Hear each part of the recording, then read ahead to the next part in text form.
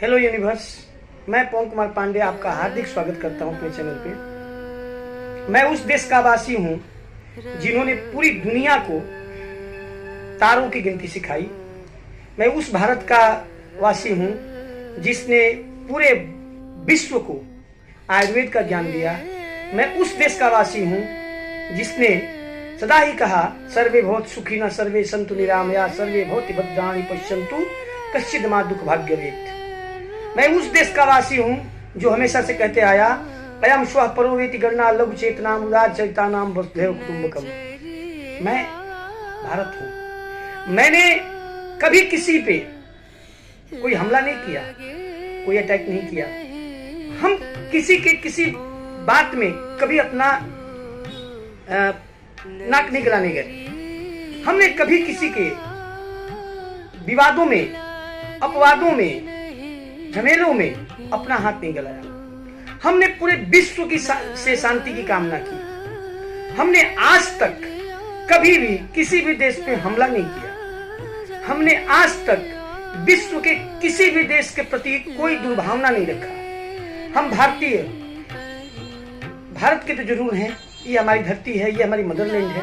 हम इसकी पूजा करते हैं। आप प्यार करते हैं अपनी धरती को और हम इसकी पूजा करते हैं, हम इसकी वंदना करते हैं। लेकिन कभी भी किसी काल में हमने विश्व के किसी समुदाय से, किसी जाति से, किसी धर्म से कभी भी बैर नहीं मोला। ये ऐसा नहीं है कि हम इस चीज से डरते हैं, या ऐसा नहीं है कि हम ऐसा नहीं कर सकते हैं। ऐसा नहीं है। ऐसा है कि हम इस पूरी पृथ्वी को अपना परिवार मानते हैं, इसीलिए हम किसी को किसी तरीके का कष्ट नहीं देते हैं। मैं विश्व की पूरी समुदाय से एक ही बात पूछना चाहता हूं, आपको क्या फर्क पड़ता है?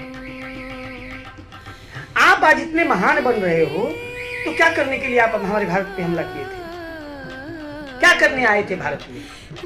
किसने आपको आमंत्रण भेजा था? असल बात यह थी कि आप दरिद्र, असभ्य और बेहुदा किस्म के समुदाय में जीने का आदी थे। मैं खास करके अमेरिकन पब्लिक से बोलना चाहता हूं कि भाई हमने तो आपका कुछ नहीं कभी बिगाड़ा। तब आपके यहाँ के कुछ नेता और कुछ व्यवसायी हमारे भारत में अपना पैसा लगा करके यहाँ विवादों को जन्म देने की जो कोशिश कर रहे हैं, ये क्यों कर रहे हैं? मैं एक मजे की बात बता दूं, तुम्हारे जैसे हजारों आए, हजारों गए और लाखों सालों से ये आर्यावर्त, ये जम्बूद्वीप, ये भारत अखंड था, अखंड है और अखंड रहेगा। तुम जितनी कोशिश कर लो, तुम्हारी जितनी औकात हो लगा लो, हमारे घर में बैठे हुए दुश्मनों को भी साथ ले लो, लेकिन इस भारत का तुम कुछ नहीं बिगाड़ पाओगे। ये भारत आज से नहीं, तुम जैसे जानवरों से बहुत सालों से लड़ता आ रहा है। हमने शक से लड़ा, हमने हुंडों से लड़ा, हमने फ्रांसीसियों से लड़ा, हमने मुगलों से लड़ा। हमको किसने नहीं लूटा, किसने नहीं बर्बाद किया। फिर देखो आज हम तुम्हारे नाक में जहर घोल रहे हैं। हमारी उन्नति देख के तुम्हारी जल रही है, लेकिन तुम्हारी उन्नति से हमें कभी फर्क नहीं पड़ा। हम कभी नहीं गए तुम्हारी उन्नति को अवनति में बदलने के लिए।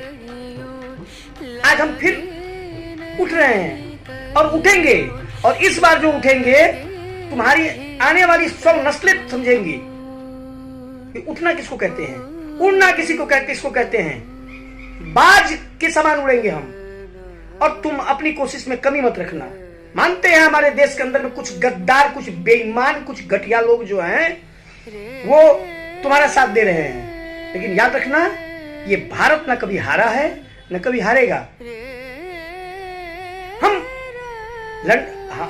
तुम समझते हो कि तुम हमको भोजपुरी, हिंदी, बंगाली, उड़िया, मराठी में तोड़ दोगे? तोड़ दोगे? ये तुम्हारी औकात है? अरे 2600 भाषाएं हमारे देश में, फिर भी हमको एक ही पाओगे। जब वक्त आएगा हमको एक ही पाओगे।